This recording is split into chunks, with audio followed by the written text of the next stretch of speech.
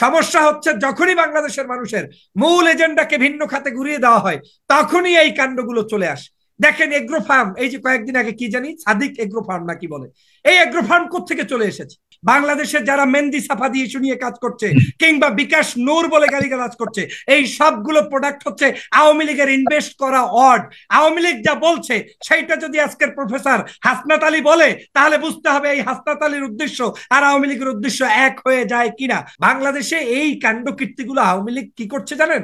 তাদের অ্যাডভান্টেজ হিসেবে ব্যবহার করতে চায়। সাফাদি ইস্যু, অমুক ইস্যু, তমুক ইস্যু, এসব কিছু হচ্ছে আমাদের শক্তিকে খর্ব করার একটি নামান্তর। আমি পিনাকি দাদা সহ বাংলাদেশের যারাই এই ফ্যাসিবাদের বিরুদ্ধে আন্দোলন করছেন আপনাদেরকে ছোট করতে চাই না, আপনাদের কাছে প্রশ্ন রাখতে চাই, শেখ হাসিনা যা চাচ্ছে তাই যদি আপনি চান তাহলে আপনি আমাদের বন্ধু নয়।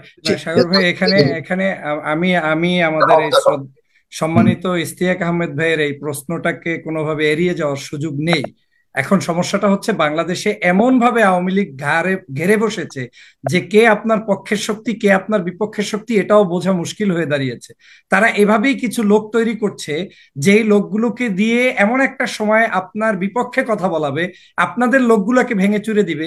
তার পরিকল্পনার অংশ হিসেবে এই ধরনের কাজ চলমান থাকতে পারে। যেমন উনি উল্লেখ করেছেন যে পিনাকি দাদা কিন্তু ব্যক্তিগতভাবে আমার কোনো পক্ষের বিপক্ষের কোনো ব্যক্তি নাই, বা তাকে নিয়ে আমি কখনো অ্যানালাইজ করিও নাই, বা তার ভিডিও দেখার অত সুযোগও হয় না। তবে আমি এতটুকু জানি আপনাদের পক্ষের লোকই, আপনাদের পক্ষে আমি পক্ষ না, আমি না পক্ষে বলতে, সাগর ভাই পক্ষের বলতে তো অনেক কিছু। পক্ষে তো আমাদের ওই করবি আপাও তো অন কাইন্ড অফ পক্ষে, কারণ তিনি তো আমাকে উদাহরণ দিয়ে বলে গেলেন যে জামাতের এমপি কে বানিয়ে দিয়েছে আওয়ামী লীগের লোক। তো আওয়ামী লীগের লোক সেও তো আমার পক্ষেই, একজন লোককে বানিয়ে দিয়েছে, এটা ভালো কাজ করেছে না? বাংলাদেশে এটা বোঝা মুশকিল হয়ে দাঁড়িয়েছে, যে কারণে সেটা হচ্ছে যেমন পিনাকি দাদার উৎপত্তি হয়েছে সিপিডি দল করে, এবং 2013 সালের যে বাংলাদেশে যত যুদ্ধাপরাধীর ফাঁসি হয়েছে তার 10% যারা যদি বড় ধরনের ভূমিকা পালন করে তার মধ্যে ওয়ান অফ দেম হচ্ছে তিনি। তাহলে সেখান থেকে তিনি ভোল পাল্টিয়েছেন বলতে পারেন, আদর্শ চেঞ্জ করতে পারে, ইউটার্ন নিতে পারে, এটা রাজনৈতিক ভাবে হতেই পারে। একজন ইউটিউবারেরও এই ধরনের চেঞ্জিংটা থাকতে পারে। কিন্তু আমাদের দর্শক যে প্রশ্নটা করেছে সেটা অত্যন্ত ভয়াবহ এরকম, সেটা আমি গতকালকের পিনাকি দাদার একটা বক্তব্যের জায়গায় ভিপি নূরের এক মিনিট না বললে এইটা পাবলিক বুঝবে না, আপনি তাহলে প্রশ্ন না করাই উচিত ছিল। যেমন তিনি বলেছেন যে বাংলাদেশের কমিউনিস্ট রাজনীতিতে একটি বাক্য চালু আছে, কি লাল নিশান দিয়েই লাল নিশান ঠেকানো হয়। আমি বলছি না, পিনাকি দাদা বলছে বাম পন্থার কথা বলে বাম পন্থাকেই ঠেকানো হয়। এখন আমার এই যে প্রশ্নকর্তা, ওনার এই কর্তার বক্তব্য অনুযায়ী তাহলে কি পিনাকি দা ভারত বিরোধী অভিযান কিংবা অন্য সকল কার্যক্রমে অংশগ্রহণ জোরালোভাবে করে এই সকল কার্যক্রমেরই ক্ষতি করছেন কিনা সেইটা দর্শক প্রশ্ন করেছে। তো আমি এই পিনাকি দাদার এই প্রশ্নটা আমি নোট করে রেখেছিলাম যে কোনোদিন যদি সুযোগ থাকে বলবো। আমি মনে করি বাংলাদেশের আন্দোলন সংগ্রাম যারা করছে, এই ভিপি নূর তিনি রাজনীতি করছে, ঢাকা বিশ্ববিদ্যালয়ের ছাত্রদের কাছ থেকে জয়যুক্ত হয়ে এসেছে।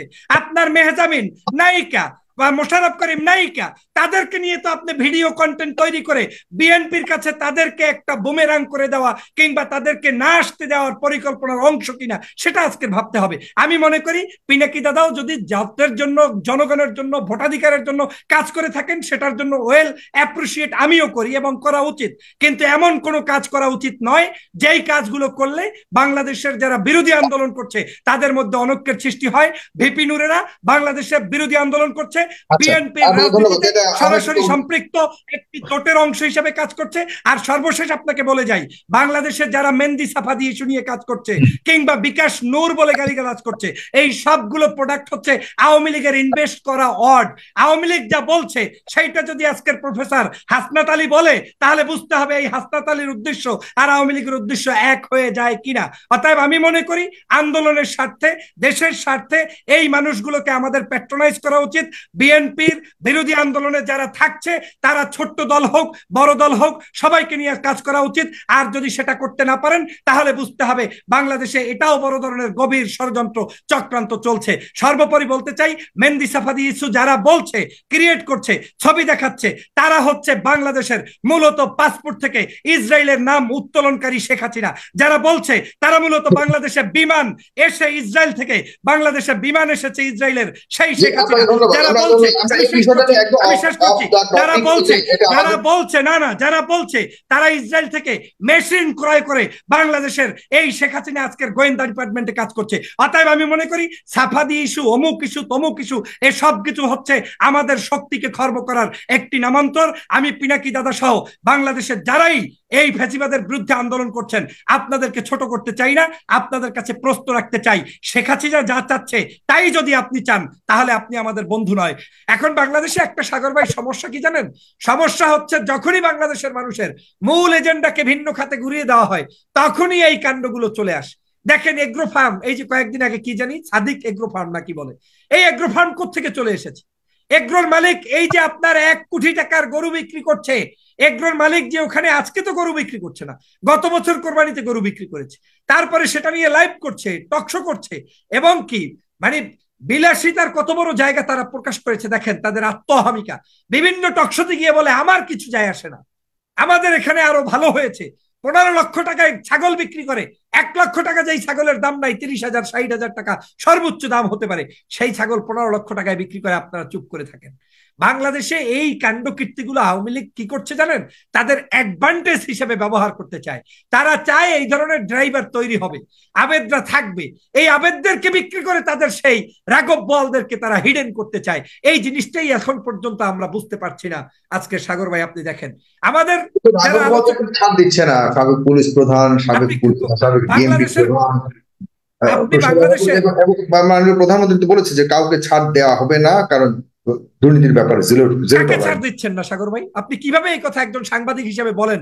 বাংলাদেশে যখন গত 17 বছর পর্যন্ত চাইতো তাহলে নামই বেরোতো, মানে সরকার চেয়েছে বিদায়ী তো আজকের বেনজিররা তৈরি হয়েছে। সাগর ভাই সরকার চেয়েছে বিদায়ী তো আজিজরা তৈরি হয়েছে। আজিজের ভাইকে একজন ফাঁসির আসামিকে বাংলাদেশ থেকে ক্ষমা করে দিয়েছে কে বলেন? বিএনপি না জামাত না আওয়ামী লীগ? আপনি যে প্রশ্ন করেন এই বেনজিরকে আমেরিকায় পাঠিয়েছে কে? বেনজির যখন আজকে র্যাবের ক্রসফায়ার দিয়ে আওয়ামী লীগের কমিশনারকে হত্যা করেছে, সেই হত্যার দায়ে তার বিরুদ্ধে আজকের স্যাংশন এসেছে, সেই ব্যক্তিকে চেপে ধরে আমেরিকায় পাঠিয়েছে স্বরাষ্ট্রমন্ত্রীর প্রোটেকশন দিয়ে। কেন পাঠিয়েছে? এটা আওয়ামী লীগ পাঠিয়েছে, তার প্রয়োজন ছিল তাই করেছে। এ ব্যাখ্যা বহুবার দিয়েছি যে শেখ হাসিনা কেন এখন দুর্নীতি বিরোধী অভিযানটাকে সামনে এনেছে। এই দুর্নীতি বিরোধী অভিযান এটা আজকে নয়, এটা 2018 সালের নির্বাচনের পরেও এনেছিল। কোথায় সেই পাপিয়া সম্রাটরা? সবাই তো জামিনে মুক্ত। আপনি দেখেন সম্রাট যুবদল লীগের আজকের সে হাজার হাজার কোটি টাকা দিয়ে যুবলীগ চালায়, সেই যুবলীগের সম্রাট কিন্তু যুবলীগের সমাবেশ করেছে, আপনারা সেখানে ছবি দেখেছেন, শেখ হাসিনার সামনে এসেছে। অতএব এই যা কিছু হচ্ছে, আর বাংলাদেশের এখন যে দুর্নীতির অবস্থা সাগর ভাই, 1000-2000 মানুষও যদি আপনি গ্রেপ্তার করেন এইরকম ড্রাইভার, মালি, চাষি, তাতে বাংলাদেশের কোনো পরিবর্তন, বাংলাদেশের কোনো মানুষের দুর্নীতি কমবে না। কারণ এই দুর্নীতির মূল নায়কটাই তো বন্ধ করতে পারেন নাই। একটা নদীর যখন স্রোত আসে কিংবা বন্যায় যখন বাঁধগুলো ভেঙে যায়, আপনি সেখানে 1 টুকরো মাটি 2 টুকরো মাটি দিয়ে আপনি বাঁধ কিভাবে নির্মাণ করবেন? এখন তো বাংলাদেশে বন্যার পানি ঢুকে গিয়েছে, এই দুর্নীতির পানিতে সমগ্র রাষ্ট্রটা তলিয়ে গিয়েছে। এখন আপনি 100-200 মানুষকে গ্রেপ্তার করে, বরং আমি মনে করি কি জানেন, এই গ্রেপ্তার গুলো হচ্ছে একটা পরিকল্পিত গ্রেপ্তার, এই গ্রেপ্তার গুলো হচ্ছে পরিকল্পিত একটা তাদের এজেন্ডা, তাদেরকে সামনে হঠাৎ করে আজকে এনেছে। আপনি বলেন প্রশ্নপত্র ফাঁস কি গতকালকে হয়েছে? এই প্রশ্নপত্র তাহলে গতকালকের এই এজেন্ডাটা চলে আসলো কেন? এই আবেদ ড্রাইভার দাড়ি রেখেছে, আগে দাড়ি ছিল না, কখন থেকে শুরু হয়েছে, কতদিন হয়েছে? এই আবেদ কিভাবে উপরে যারা নির্বাচন করতে যায়, এই আবেদের সন্তান কিভাবে বাংলাদেশের তাদের 5তলা বাড়িতে বসে বসে তারপরে সেখানে বসে দান সদকা করে মানুষকে মোটিভেট করা শুরু করেছে একজন ড্রাইভার হয়ে। আমি একজন ড্রাইভারকে খাটো ভাবছি না, ড্রাইভার কষ্ট করে তার জীবন জীবিকা পালন করতে পারে, কিন্তু উনি তো ড্রাইভার না, এরা তো রাঘব বোয়ালদের সন্তান। সে কারণেই বলছি যে এই জায়গায় কোনো জায়গায় আপনি কোনোভাবে বলতে পারেন না যে এটা সরকারের কোনো সদিচ্ছার কারণে তারা আজকে এসেছে, বরং বাংলাদেশে আজকের এই জায়গাগুলো সামনে এনে আসল রাঘব বোয়ালদেরকে, যেটা আমাদের ওই যে কবরী আপা ভালো করে বলতে পারবেন, যে ওনাদের যারা দুর্নীতিবাজ, ওনাদের পূর্বসূরি যারা রয়েছে আওয়ামী লীগের, তাদের দুর্নীতিবাজদেরকে আজকের এই মানে গায়েব করার জন্যই এই চুলি চামান্ডগুলো সামনে নিয়ে আসা হচ্ছে। আমি মনে করি এর মূলোৎপাটন ঘটাতে হলে একটা সমাধান, ক্যাপসুল একটা, এই ক্যাপসুলটা সবসময় আমি বলেছি, সেটা হচ্ছে শেখ হাসিনার পতন ছাড়া এই বাংলাদেশে কোনোদিন এই সকল মানুষদের কোনো মুক্তি মিলবে না। প্রতিদিন আপনারা এই ধরনের নাটক করবেন। দর্শক, আপনারা কি জনাব ডক্টর ফজলুল হকের সাথে একমত কিনা? আসলে যাদেরকে দেখা হচ্ছে, যাদেরকে ধরা হচ্ছে, তারা আসল দুর্নীতিবাজরা, আসল দুর্নীতিবাজরা রয়ে গেছে পেছনে, বরং পেছনে দুর্নীতিবাজদেরকে, রাগবলদেরকে বাঁচাবার জন্যই এদেরকে ধরে কোন রকম জাস্ট একটা বুঝতে হবে, এমনটাই বলতে যাচ্ছেন জনাব ডক্টর ফজলুল হক।